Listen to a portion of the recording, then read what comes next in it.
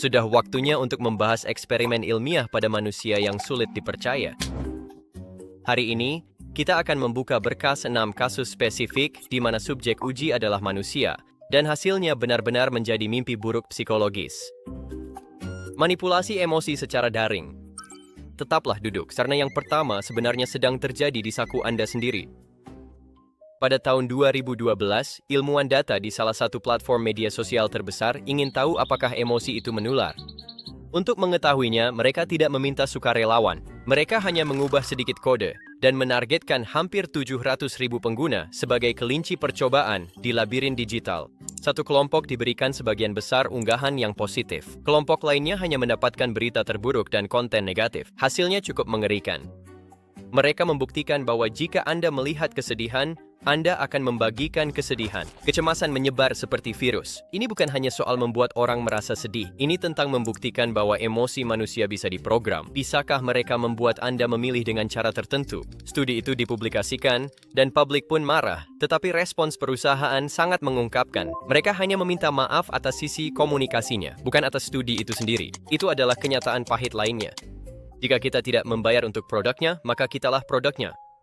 Dalam kasus ini, emosi kita hanyalah titik data di server yang bisa dengan mudah diubah. Gaslighting yang disponsori negara. Mari kita kembali ke era sebelum media sosial, masa Perang Dingin, dan beralih ke Jerman Timur. Pada masa yang mengerikan itu, Kementerian Keamanan Negara di Jerman Timur mengembangkan sebuah teknik yang disebut Zersetzung, yang berarti dekomposisi.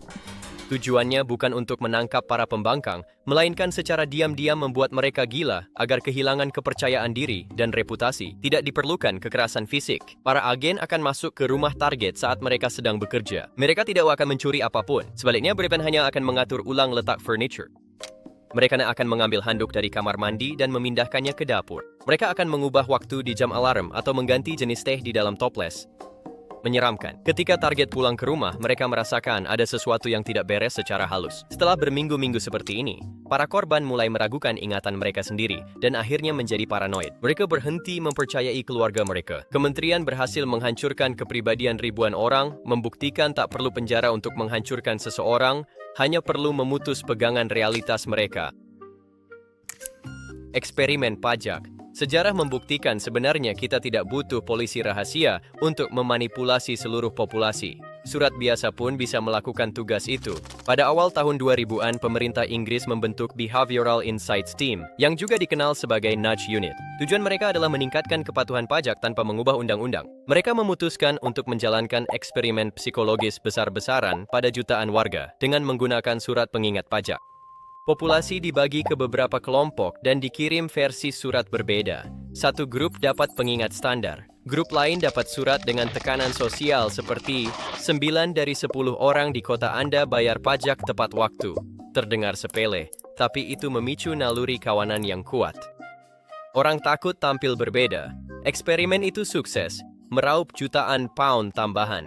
Namun, eksperimen ini mengungkap kebenaran halus. Pemerintah terus-menerus menguji warganya. Jadi, jangan anggap dirimu sebagai wajib pajak, melainkan hanya sebagai titik data kecil. Uang tanpa usaha. Data bisa dikumpulkan saat subjek berdiam diri, namun secara mengerikan. Tahun 1950-an, psikolog menguji dampak isolasi pada otak manusia. Ia membayar mahasiswa sehat $20 per hari untuk berbaring di ruang kedap suara. Pekerjaan impian? Nyatanya, itu jebakan psikologis yang menghancurkan. Pertama, kacamata buram membuat terjebak kabut cahaya putih menyilaukan. Tabung kardus di lengan merampas indera peraba. Akhirnya, dengungan monoton yang menyesakan menenggelamkan dunia nyata. Para ilmuwan hanya duduk santai dan menyaksikan kepanikan mulai tumbuh. Hanya dalam hitungan jam, para mahasiswa mulai kehilangan kendali. Akibat kurang rangsangan, otak mereka malah menyerang diri sendiri. Mereka mengalami paranoia dan halusinasi, sampai memohon untuk keluar setelah baru 2 hari. Ini membuktikan bahwa mental seseorang bisa hancur tanpa zat atau kekerasan secara fisik. Hanya dengan diam saja sudah cukup untuk menghancurkan seseorang. Kota-kota yang sengaja didesain agar tidak nyaman. Eksperimen bukan hanya untuk laboratorium. Eksperimen itu terjadi di kota tempat kamu tinggal. Ini disebut arsitektur bermusuhan. Apakah kotamu kadang terasa tidak ramah atau bahkan agresif? Ini adalah cara diam-diam untuk memberitahu orang-orang tertentu bahwa mereka tidak dianggap ada. Berikut beberapa contohnya. Bangku di halte busmu. Bangku itu memaksamu untuk berdiri setelah beberapa menit karena sudutnya yang licin. Ambang jendela di gedung-gedung umum sering dipasangi paku logam. Atau lihat saja sandaran tangan yang dipasang di tengah bangku, yang memang dirancang agar orang tidak bisa tidur di atasnya. Lampu biru di terowongan dan suara nyamuk frekuensi tinggi secara diam-diam membubarkan kerumunan. Tapi ini bukanlah kekejaman yang terjadi secara acak. Tujuannya murni ekonomi, yaitu menjaga biaya perawatan tetap rendah dan nilai properti tetap tinggi dengan secara fisik, menghilangkan orang yang nongkrong dari persamaan. Ini memastikan ruang publik tetap nyaman hanya untuk orang-orang yang dianggap tepat, yaitu konsumen, sementara yang lain didorong ke pinggiran. Hal ini memaksa kita bertanya, sebenarnya untuk siapa kota-kota kita dibangun? Berpura-pura gila di rumah sakit. Mendapatkan label juga bisa berbahaya, seperti yang dibuktikan oleh sebuah studi dari tahun 1973. Seorang psikolog mengajukan pertanyaan sederhana namun menakutkan. Jika Anda waras, bagaimana Anda membuktikannya? Untuk mencari tahu, ia merekrut 8 orang dewasa yang sehat dan stabil, termasuk seorang dokter, pelukis, dan psikiater. Misi mereka adalah masuk ke ruang gawat darurat yang berbeda dan hanya mengatakan satu kebohongan, bahwa mereka mendengar suara yang mengucapkan kata thud. Begitu mereka diterima, mereka berhenti berpura-pura dan mulai berperilaku sepenuhnya normal. Mereka berbicara dengan staf, mengikuti aturan, dan bahkan memberitahu dokter bahwa mereka merasa baik-baik saja. Tapi para dokter tidak mempercayai mereka. Label gila ini membutakan staf terhadap kenyataan.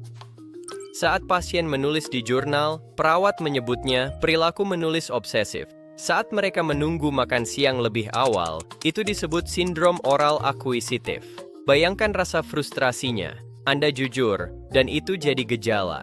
Semakin keras Anda berusaha membuktikan bahwa Anda normal, semakin gelisah Anda terlihat di catatan medis. Ini adalah jebakan bagi orang-orang yang benar-benar waras. Mereka menghabiskan rata-rata 19 hari dikurung, dikelilingi oleh staf yang mengabaikan mereka. Untuk bisa keluar, mereka harus merendahkan diri, mengakui bahwa mereka gila, dan berjanji akan meminum obat antipsikotik. Kebenaran kelam pun terbukti. Ada keyakinan kuat bahwa diberi label oleh seorang ilmuwan berarti lebih dari yang kita bayangkan. Biarlah ini menjadi pengingat kelam dunia kita. Pernahkah Anda berpikir bahwa lab, kota, kampus, atau media sosial jadi tempat eksperimen manusia? Ternyata, sains berbahaya tidak selalu tampak seperti film horor pada pandangan pertama.